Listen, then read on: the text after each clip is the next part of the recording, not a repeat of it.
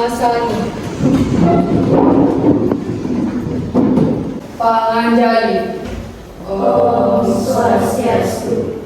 Sebelum pelajaran dimulai, mari kita berdoa sesuai kepercayaan masing-masing. Berdoa dimulai.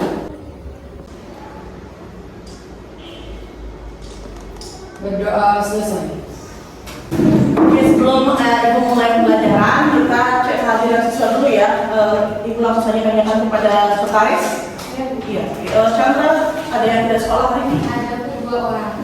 Oh, siapa aja? Atas nama Denisa, Oh, Denisha nomor saya? 18. 18, kenapa? Izin kemana? Kakeknya meninggal. Berduka cita. Yang kedua? Ada Wirawan Sedewa. Oh, Sudewa, kenapa dia? Sakit demam tinggi. Masuk ya. Jaga kesehatan ya adik-adik ya. Kita mulai pembahasannya. Jadi sebelumnya atau minggu lalu kita sudah membahas tentang zaman pendudukan Jepang di Indonesia. Nah sekarang kita akan membahas tentang proklamasi kemerdekaan.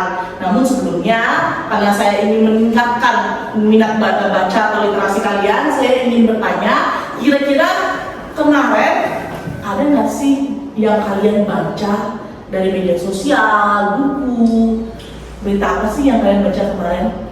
Yang bisa? Boleh? Oke, silakan. Kemarin saya baca berita tentang banyak banget nih anak-anak yang main lato-lato, permainan lato-lato. Dan kebetulan juga kemarin saya ngeliat langsung di lingkungan sekitar saya banyak yang main lato-lato juga. Dan menurut saya permainan ini membawa dampak positif dan juga negatifnya. Positifnya menurut saya anak-anak tuh jadi melatih emosinya, melatih fokus. Jadinya anak-anak tuh bisa fokus main dan kayak lebih terampil gitu. Tapi negatifnya juga mungkin bisa kepentok bolanya dan juga luka. Oke, bagus. Ini kata temennya ya, itu dia temennya membaca katanya ada maraknya fenomena lato-lato dan melihat sendiri bagaimana anak-anak bocil-bocil yang tadi bilang ya, itu suka sekali sekarang memainkan lato-lato. Nah sebenarnya fenomena lato-lato ini sudah pernah terjadi dulu ya. Nah namun mungkin seiring berjalan waktu hilang karena gadget ya. Nah ini juga hal positifnya ada lato-lato. Anak-anak yang dulunya cenderung dengan gadget terus dengan HP-nya itu sekarang sudah mulai berubah dan lebih melatih konsentrasi mereka dengan menggunakan atau memainkan lato-lato tersebut. Jadi biar tidak main HP jadi liburannya ya, walaupun ada juga dampak negatifnya kalau benjol itu ya bentuk kena lato-lato itu sendiri. Tapi namanya belajar ya mungkin langsung bisa, pasti ada prosesnya ya, kompetensi dasarnya. Jadi untuk menganalisis peristiwa proklamasi kemerdekaan Indonesia dan pemerintahan pertama Republik Indonesia ya, nanti kita akan bahas itu.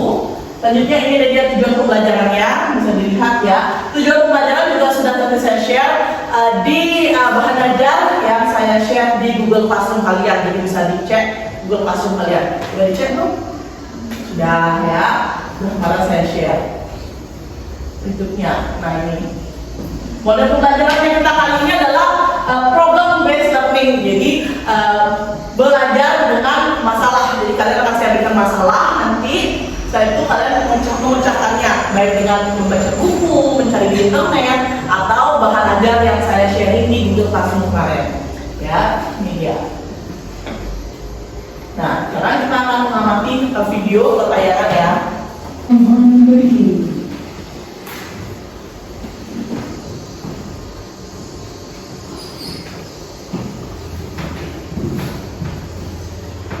Oke, tadi kita sudah menonton atau menyaksikan sendiri video tentang apa tadi videonya? Upacara bendera tentang memperingati proklamasi kemerdekaan Indonesia.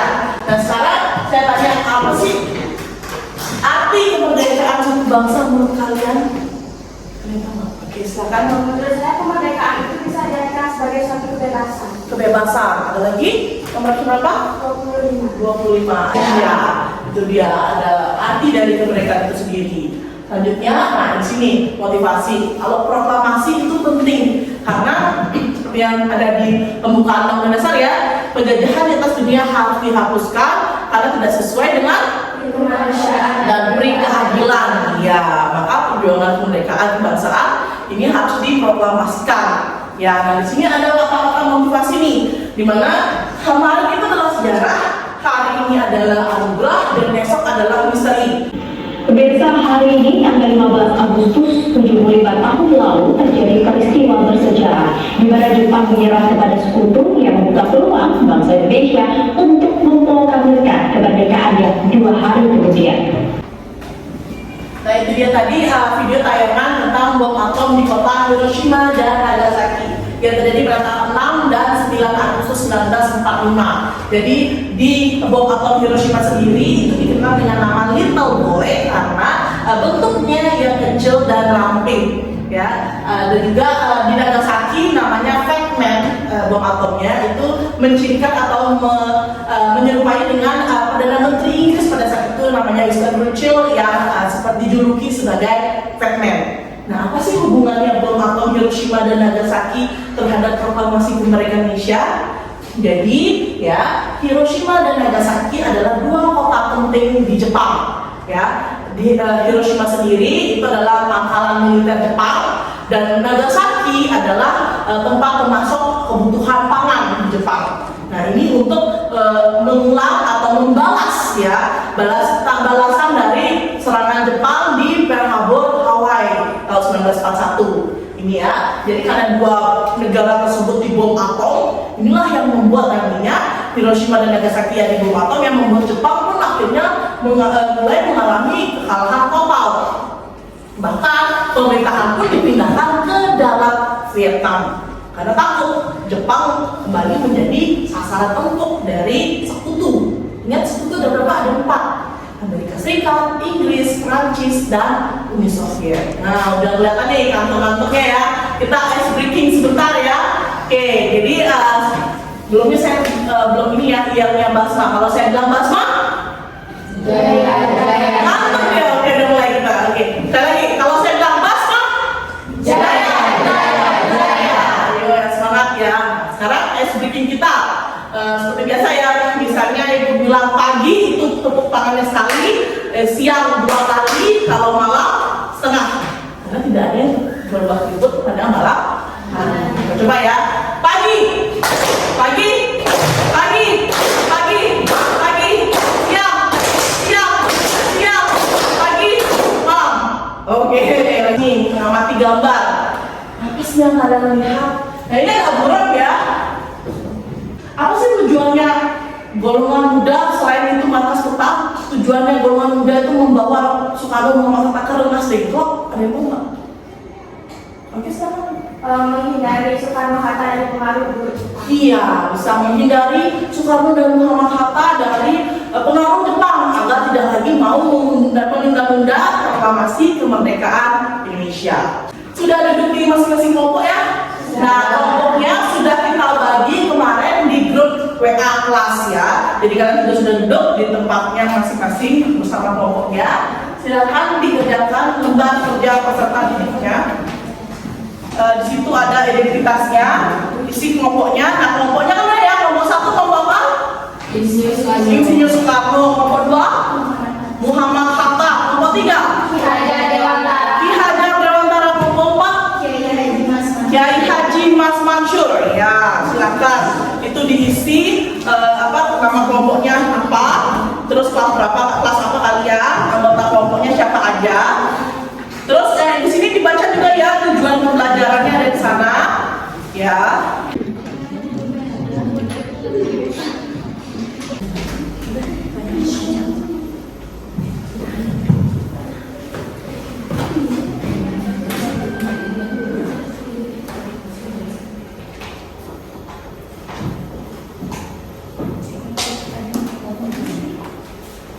Oke, sekarang kita mulai ice breaking-nya.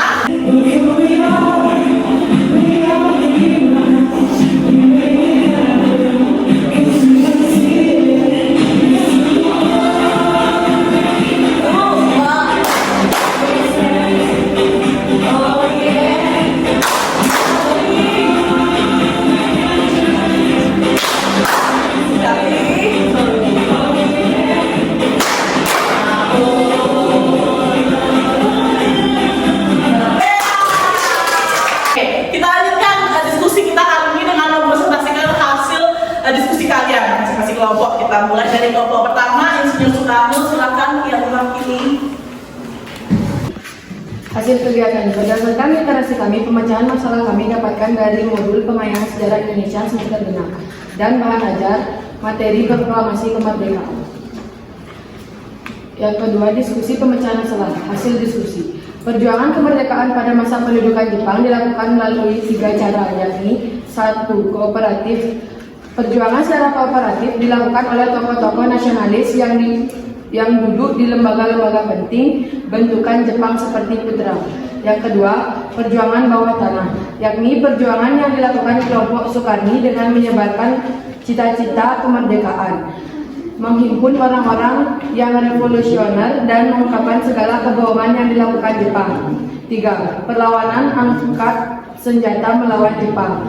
A. Perlawanan Chot Pieng Aceh pada 10 November 1942. B. Perlawanan di Singaparna, Tasikmalaya dipimpin oleh Kiai Haji Zainal Mustafa. Silakan untuk kelompok 2, ada yang ditanyakan untuk kelompok 1 atau kelompok lain, silakan. Oke, silakan. Pertanyaan untuk kelompok mengapa bangsa Indonesia masih harus mempertahankan kemerdekaan? Mengapa bangsa Indonesia masih harus mempertahankan kemerdekaan? Berapa berapa? 8. Mengapa bangsa Indonesia masih harus mempertahankan kemerdekaan? Karena banyak bangsa asing yang tidak menyetujui akan kemerdekaan Indonesia, terutama bangsa Belanda dan Inggris. Gimana kelompok 2? Bisa terima?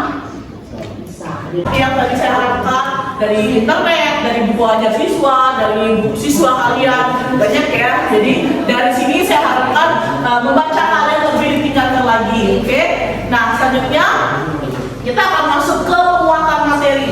Nah, ini penguatan materinya. Jadi itu kan yang tadi kalian bahas ya, mau pendapat kalian. Nah, saya ambil penjelasan. Perjuangan mereka pada masa pendudukan Jepang itu ada berdasarkan kooperatif ya, yaitu perjuangan secara yang dilakukan bersama-sama atau oleh tokoh-tokoh nasional yang duduk di lembaga-lembaga penting seperti Putra, Pusat Tenaga Rakyat. Nah, Putra ini sendiri ada Soekarno, Muhammad Hatta, Ki Hajar Dewantara, dan Kiai Haji Mas Mansur. Ya, selanjutnya kooperatif itu apa sih? Kooperatif itu adalah organisasi yang bisa diajak bekerja sama dengan pemerintahan Jepang. Ya, kalau lawannya kooperatif namanya masih ingat? Radikal. Ya, radikal adalah sesuatu yang berbahaya bagi pemerintah. Yang berikutnya, nah ini ada perjuangan bawah tanah, mungkin nggak kelihatan ya. Ada perjuangan dari kelompoknya Ahmad Subarjo, ada perjuangan dari kelompoknya Sultan Syahrir, ada dari kelompoknya Suparmi, dan kelompok pemuda lainnya. Berikutnya juga ada perlawanan angkatan senjata melawan Jepang. Ini adalah Chot Pieng atau dari Aceh ya, oleh Tengku Abdul Dalil. Terus ada juga dari Kiai Haji Zainal Mustafa dan Supriyadi. Ya, ini adalah perlawanan melawan Jepang untuk penguatan materi dari kelompok 1. Dan ini ditanyakan dari diskusi kita. Cukup ya. Selanjutnya karena diskusi kita sudah berjalan dengan baik ya, literasi kalian sudah banyak bagus bertambah. Silakan kita lanjutkan ke post test. Oke, silakan ya dikerjakan post testnya di link yang sudah saya share di Google Classroom. Silakan ya.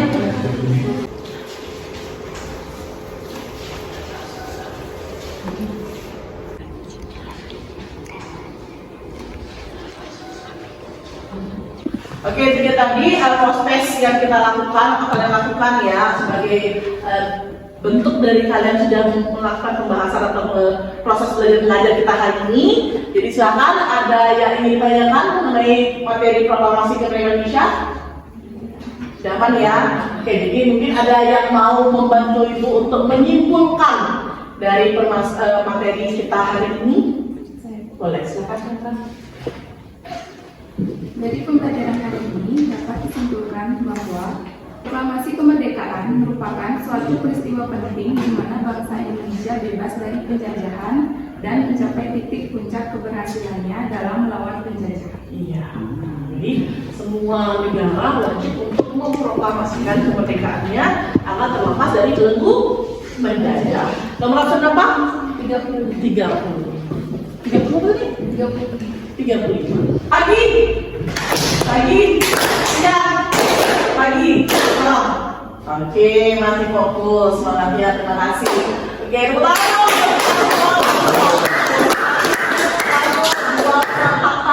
Tidak kayak Dewan Parlemen 4 Kiai Haji Mas Mansur ya untuk presentasinya, diskusinya, dan mengikuti proses belajar mengajarnya.